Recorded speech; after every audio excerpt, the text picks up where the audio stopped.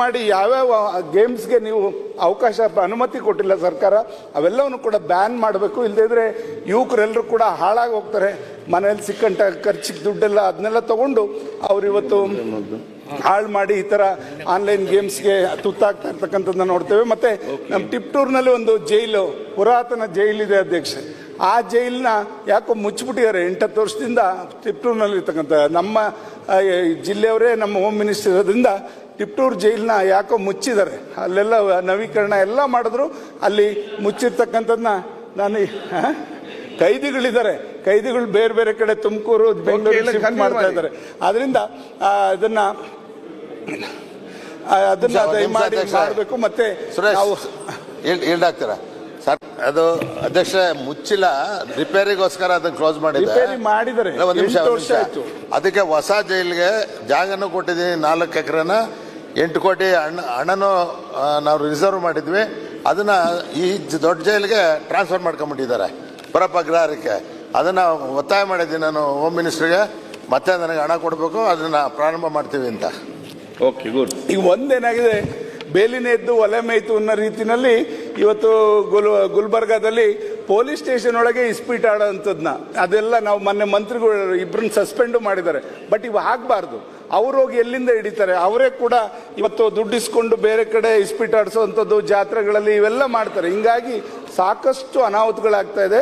ಅಂಥವ್ರ ಬಗ್ಗೆ ಶಿಸ್ತಿನ ಕ್ರಮ ಆಗಬೇಕು ಅಂತಕ್ಕಂಥದ್ದು ನಾನು ಈ ಸಂದರ್ಭದಲ್ಲಿ ಒತ್ತಾಯ ಮಾಡ್ತೇನೆ. ಮತ್ತೆ ಆರೋಗ್ಯ ಇಲಾಖೆಯಲ್ಲಿ ಮತ್ತೆ ಸರ್ಜನ್ಸ್, ಡಿಸ್ಟ್ರಿಕ್ಟ್ ಹೆಡ್ ಕ್ವಾರ್ಟರ್ಸ್ನಲ್ಲಿ ಸರ್ಜನ್ಸ್ ಇರಬೇಕು. ಮತ್ತೆ ತಾಲೂಕು ಮಟ್ಟದಲ್ಲಿ ನಮ್ಗೆ ಅನಸ್ತೇಷಿಯಾ ಇವರು ಡಾಕ್ಟರ್ಸ್ ಹೆಚ್ಚಿನದಾಗಿ ಒಂದೊಂದು ಹಾಸ್ಪಿಟ್ಲಿಗೆ, ತಾಲೂಕು ಹಾಸ್ಪಿಟ್ಲಿಗೆ ಪ್ರತಿಯೊಂದು ಹಾಸ್ಪಿಟಲ್ ಕೊಟ್ಟರೆ ಅಲ್ಲೇ ಆಪರೇಷನ್ಸ್ ಆಗೋಂಥದ್ದಾಗ್ತದೆ. ಸಣ್ಣ ಪುಟ್ಟದಕ್ಕೂ ಏನು ಮಾಡ್ತಾರೆ, ಎಲ್ಲದಕ್ಕೂ ರೆಫರ್ ಮಾಡ್ತಾರೆ, ಬೇರೆ ಎಲ್ಲಿ ಅನಸ್ತೇಷಿಯಾ ಇದ್ದಾರೆ ಅಲ್ಲಿಗೆ. ಆದ್ರಿಂದ ಪ್ರತಿ ತಾಲೂಕು ಆಸ್ಪತ್ರೆಯಲ್ಲೂ ಕೂಡ ಅನಸ್ತೇಷಿಯಾ ಡಾಕ್ಟರ್ಗಳು ಬೇಕು, ಮತ್ತೆ ಅಲ್ಲಿ ಸರ್ಜನ್ಗಳು ಇರಬೇಕು ಅಂತಕ್ಕಂಥದ್ದನ್ನ ಈ ಸಂದರ್ಭದಲ್ಲಿ ನಾನು ಒತ್ತಾಯ ಮಾಡ್ಲಿಕ್ಕೆ ಬಯಸ್ತೇನೆ. ಇವತ್ತು ಏನು ಮಲೆನಾಡಲ್ಲಿ ಮಂಗನ ಕಾಯಿಲೆ ಇವೆಲ್ಲ ಹಲವಾರು ರೋಗಗಳು ಇರ್ತಕ್ಕಂಥದ್ದನ್ನ ನಾವು ನೋಡಿದಾಗ ಅವಕ್ಕೆ ಅಲ್ಲಿ ಹೆಚ್ಚಿನ ರೀತಿಯಲ್ಲಿ ಏನು ಔಷಧಿಗಳಿರ್ಬೋದು, ಮತ್ತು ಅದಕ್ಕೆ ಪರಿಹಾರವನ್ನು ಕಂಡುಹಿಡ್ಕೊಳ್ಳೋಂಥದ್ದಾಗಬೇಕು.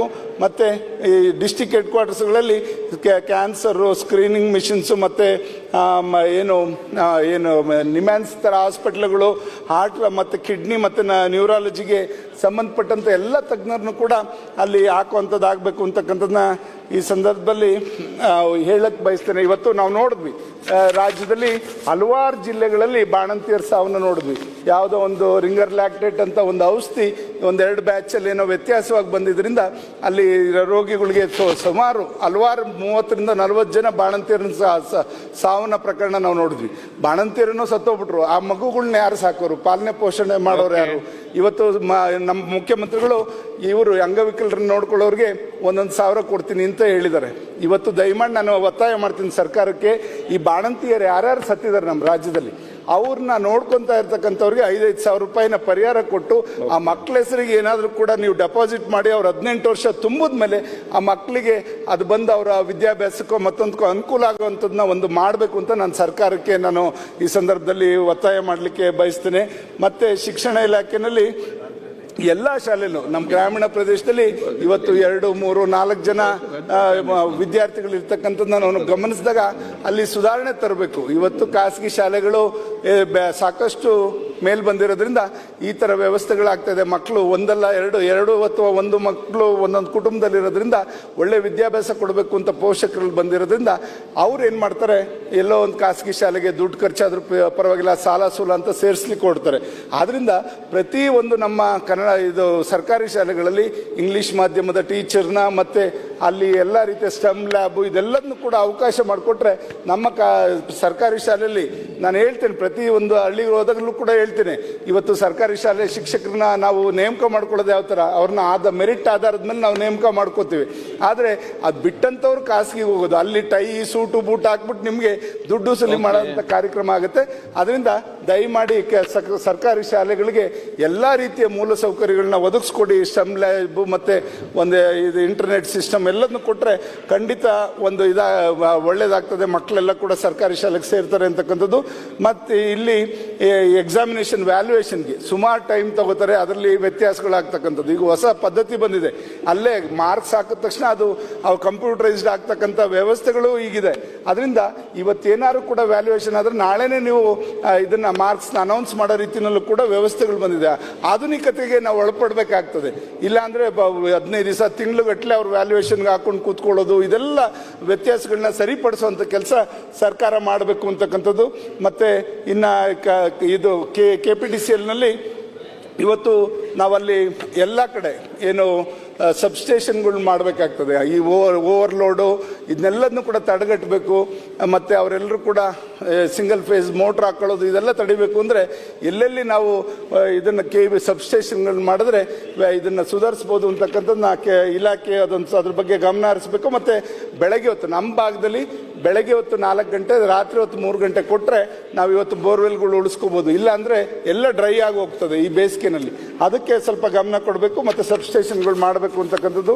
ಈಗ ಇಂಡಸ್ಟ್ರಿಯಲ್ಲಿ ಇಲಾಖೆನಲ್ಲಿ ಎಲ್ಲ ತಾಲೂಕಲ್ಲೂ ಕೂಡ ಇಂಡಸ್ಟ್ರಿಯಲ್ಸ್ಗೆ ಒಂದು ಸ್ವಲ್ಪ ಒತ್ತನ್ನು ಕೊಡಬೇಕಾಗ್ತದೆ. ಜೊತೆಗೆ ಈ ಗಾರ್ಮೆಂಟ್ಸ್ಗೆ ಕೊಡಬೇಕು. ನಾನು ಮಂತ್ರಿಗಳನ್ನೂ ಕೇಳಿದ್ದೆ, ಪತ್ರನೂ ಕೂಡ ಬರೆದಿದ್ದಾರೆ. ಅವರು ಕೂಡ ಪತ್ರ ಹಾಕಿರ್ತಕ್ಕಂಥದ್ದು ನನ್ನ ಹತ್ರ ಇದೆ.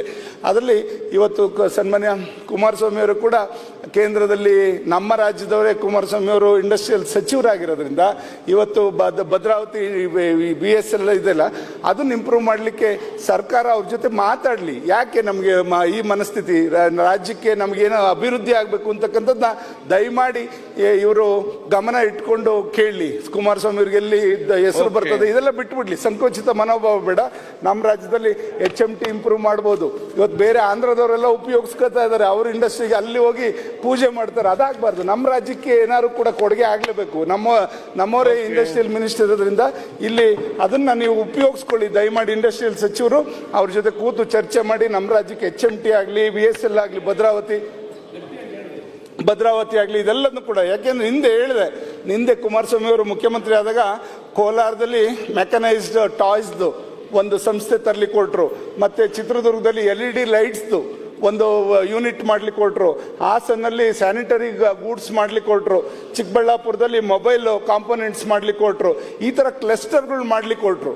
ಇದನ್ನ ನಾವು ಉತ್ತೇಜನ ಕೊಡಬೇಕು. ಒಂದೊಂದು ಜಿಲ್ಲೆನೂ ಕೂಡ ಈ ಥರ ಕ್ಲಸ್ಟರ್ಗಳು ಮಾಡಿದ್ರೆ Tier 1, Tier 2, Tier 3 ಸಿಟಿಗಳು ನಾವು ಇಂಪ್ರೂವ್ ಮಾಡ್ಕೊಂಡು ಹೋದರೆ ಖಂಡಿತ ಇಂಡಸ್ಟ್ರೀಸ್ನ ಯಾವ ಥರ ನಾವು ಬೆಳೆಸಿದ್ರೆ ನಮಗೆ ಯುವಕರಿಗೆ ಉದ್ಯೋಗ ಕೊಡಲಿಕ್ಕೆ ಅವಕಾಶ ಆಗ್ತದೆ. ಇದನ್ನು ನಾನು ದಯಮಾಡಿ ಬೆಳಕು ಚೆಲ್ಲಬೇಕು ಅಂತಕ್ಕಂಥದ್ದನ್ನ ಇಂಡಸ್ಟ್ರೀಸ್ ಇಲಾಖೆಗೆ ಹೇಳಲಿಕ್ಕೆ ಬಯಸ್ತೇನೆ. ಇವತ್ತು ಕುಮಾರಸ್ವಾಮಿ ಅವರು 10,000 ಕೋಟಿನೂ ಕೂಡ VSL ಕೊಡೋಕ್ಕೆ ತಯಾರಿದ್ದಾರೆ. ಇದನ್ನು ನಮ್ಮ ಇಂಡಸ್ಟ್ರೀಸ್ ಸಚಿವರು ಅದನ್ನು ಉಪಯೋಗಿಸ್ಕೊಳ್ಳಿ ಅಂತಕ್ಕಂಥದ್ದು. HMTಗೂ ಅಷ್ಟೇ ಆ ಫಾರೆಸ್ಟ್ದು ಇದೇನು ಸಮಸ್ಯೆ ಇದೆ ಬಗೆಹರಿಸ್ಬಿಟ್ಟು ಅದನ್ನು ನಮ್ಮ HMT ಕಾರ್ಖಾನೆ ಹಿಂದೆ ತುಮಕೂರಲ್ಲಿತ್ತು, ಬೆಂಗಳೂರಲ್ಲಿತ್ತು. ಇದನ್ನು ನಮ್ಮ ಇಲ್ಲಿಯ ಒಂದು HMTನ ಟೈಟಾನ್ ಅವರು ಅದನ್ನು ಓವರ್ಲುಕ್ ಮಾಡಿದ್ರು. ಅದನ್ನು ಉಳಿಸ್ಕೊಳ್ಳೋದಕ್ಕೆ ಏನು ಮಾಡಬೇಕು ದಯಮಾಡಿ ಮಾಡಲಿ ಅಂತಕ್ಕಂಥದ್ದು. MSIL ಅಂದರೆ ನಾವೇನು ಅನ್ಕೊಂಡ್ಬಿಟ್ಟಿದ್ದೀವಿ, ಬರೀ ಕುಡುಕ್ರದ್ದು ಇದಷ್ಟೇ MSIL ಅಂದ್ಕೊಂಡಿದ್ದೀವಿ. MSIL ಮುಖಾಂತರ ಪೇಪರಿಂದ ಹಿಡಿದು ಹಲವಾರು ಪ್ರಾಡಕ್ಟ್ಸ್ಗಳು ಬರ್ತದೆ. ಸೋಪಿಂದ ಹಿಡಿದು ಮನೆಗೆ ಬೇಕಾದಂಥ ವಸ್ತುಗಳು ಎಲ್ಲದೂ ಕೂಡ MSIL ಇದೆ. MSILಗೆ ನೀವು ಉತ್ತೇಜನ ಕೊಡಬೇಕು. ಅಲ್ಲಿ ಸೋಲಾರ್ ಕೂಡ ಇದೆ ಅಧ್ಯಕ್ಷ. ಮೊನ್ನೆ ನಾವು ಸಬ್ ಕಮಿಟಿಲಿ ಚರ್ಚೆ ಮಾಡಿದಾಗ ಸೋಲಾರ್ಗೂ ಕೂಡ MSIL ಅವಕಾಶ ಇದೆ. ಇದೆಲ್ಲದನ್ನು ಬಳಸಿ ನಮಗೆ ರೈತರಿಗೆ ಸೋಲಾರು, ಅವ್ರ ಪ್ಯಾನಲ್ಸ್ನ ಹಾಕ್ತಕ್ಕಂಥದ್ದು, ಇದರ ಕೃಷಿಗೆ ಅದನ್ನು ಉಪಯೋಗಿಸ್ಕೊಳ್ತಕ್ಕಂಥದ್ದು ಎಲ್ಲ ಮಾಡಿದ್ರೆ ಖಂಡಿತ ಮಹಾರಾಜರು ಸ್ಥಾಪಿಸಿದಂಥ ಮೈಸೂರು ಸ್ಯಾಂಡಲ್ ಸೋಪ್ ಫ್ಯಾಕ್ಟ್ರಿ ಇದಕ್ಕೆ ಉತ್ತೇಜನ ಕೊಡಬೇಕು. ನಮ್ಮ ಸೋಪ್ ಫ್ಯಾಕ್ಟ್ರಿ ಕ್ವಾಲಿಟಿ ಒಳ್ಳೇದಿದೆ, ಅದ್ರ ಬಗ್ಗೆ ನೀವು ಗಮನ ಹರಿಸ್ಬೇಕು. ಅಲ್ಲಿ ಏನಾಗ್ತದೆ 21 ದಿವಸನೋ 41 ದಿವಸನೋ ಅಷ್ಟು ದಿವಸ ಮಾಡ್ತಾ ಇಲ್ಲ. ಇಲ್ಲಾಂದ್ರೆ ಫ್ರಾಗ್ನೆನ್ಸ್ ಬರಲ್ಲ. ಅದು ನಮ್ಮ ಮೈಸೂರು ಸ್ಯಾಂಡಲ್ ಫ್ರಾಗ್ನೆನ್ಸ್ನ ಉಳಿಸ್ಕೋಬೇಕು. ನಮ್ಮ ಹಳೆತನನ ಉಳಿಸ್ಕೋಬೇಕು. ಅಲ್ಲಿ ಸೀರೆಗಳಿರ್ಬೋದು ಮತ್ತು ಮೈಸೂರು ಸ್ಯಾಂಡಲ್ ಸೋಪ್ನ ಅಲ್ಲಿ ಮತ್ತೆ ಯುವಕರಿಗೆ ಉದ್ಯೋಗ ಅವಕಾಶ ಮಾಡಿಕೊಡ್ಲಿಕ್ಕೆ ಇವೆಲ್ಲ ನಾನು ಏನೇನು ಸರ್ಕಾರ ಇದನ್ನೆಲ್ಲ ಒಂದು ಮಾದರಿಯಾಗಿ ತಗೊಂಡ್ರೆ ಖಂಡಿತ ಇವತ್ತು ನಾವು ಇದಕ್ಕೆಲ್ಲ ಉತ್ತೇಜನ ಕೊಟ್ಟರೆ ಯುವಕರಿಗೆ ಇಲ್ಲೇ ಕೂಡ ನಾವು ಉದ್ಯೋಗ ಅವಕಾಶಗಳನ್ನ ದೊರಕಿಸ್ಕೊಡ್ಬೋದು. ಮತ್ತು ಏರ್ಪೋರ್ಟು, ಹೊಸ ಏರ್ಪೋರ್ಟ್ ಮಾಡ್ಲಿಕ್ಕೆ ಹೊರಟಿದ್ದಾರೆ ಸರ್ಕಾರದಲ್ಲಿ. ಎಲ್ಲೆಲ್ಲೋ ಜಾಗಗಳು ಹುಡುಕ್ತಾ ಇದ್ದಾರೆ. ಯಾರು ಈಗಾಗಲೇ ಅಗ್ರಿಮೆಂಟ್ ಹಾಕೊಳ್ಳೋವಂಥದ್ದು ಇದೆಲ್ಲ ಮಾಡ್ತಾ ಇದ್ದಾರೆ. ದಯಮಾಡಿ ಯಾಕೆ ಅಲ್ಲಿಗೆಲ್ಲ ಹೋಗ್ತೀರಾ? ನಮ್ಮ HAL ಹಳೆ ಎಚ್ ಎಲ್ದು ಮೂಲೆಗೆ ಬಿದ್ದಿದೆ. ಅದನ್ನ ನೀವು ಆಧುನೀಕರಣ ಮಾಡಿ ಸುಮ್ಮನೆ ದುಡ್ಡು ಯಾಕೆ ಸರ್ಕಾರದಲ್ಲಿ ದುಡ್ಡು ಯಾಕೆ ವೇಸ್ಟ್ ಮಾಡ್ತೀರಿ? ಬೇರೆ ಬೇರೆ ಮಾಡ್ಲಿಕ್ಕೆ ಹೊರಟಿದ್ದೀರಿ. ಎಲ್ಲೋ ಒಂದ್ ಕಡೆ ಎಲ್ಲ ಈಗಾಗಲೇ ರಿಯಲ್ ಎಸ್ಟೇಟ್ ಶುರು ಆಗ್ತಾ ಇದೆ. ಅದಕ್ಕೋಸ್ಕರ ಅದಾಗದಕ್ಕೆ ಬಿಡಬೇಡಿ ದಯಮಾಡಿ. ಎಚ್ ಎಲ್ ಹಳೆಯದು ನಮ್ದು ಏರ್ಪೋರ್ಟ್ನೇ ಆಧುನೀಕರಣ ಮಾಡಿ ಅಲ್ಲೇನೆ ಇನ್ನೊಂದು ಏರ್ಪೋರ್ಟ್ ನಾನು ಇಂಟರ್ನ್ಯಾಷನಲ್ ಏರ್ಪೋರ್ಟ್ ಮಾಡಿ ಅಂತಕ್ಕಂಥದ್ದು. ಈಗ ಅಂಗವಿಕಲರ ಬಗ್ಗೆ ದಯಮಾಡಿ ಇವತ್ತು ಸುಮಾರು ಒಂದು ವಾರದಿಂದ VRW MRW ಇವರೆಲ್ಲ ಕೂಡ ಸ್ಟ್ರೈಕ್ ಕೂತಿದ್ದಾರೆ. ಅವ್ರನ್ನ ಸ್ಟ್ರೈಕ್ ಕೂರಿಸ್ಕೊಳ್ಳೋಂಥ ಪರಿಸ್ಥಿತಿ ನಮಗೆ ಬರಬಾರದು. ಯಾಕೆಂದ್ರೆ ಇವರು ರಾಜ್ಯದ ಅಂಗವಿಕಲರು 4600 ಜನ VRW MRW ಮತ್ತು URWಗಳು ಸ್ಟ್ರೈಕ್ ಕೂತಿರ್ತಕ್ಕ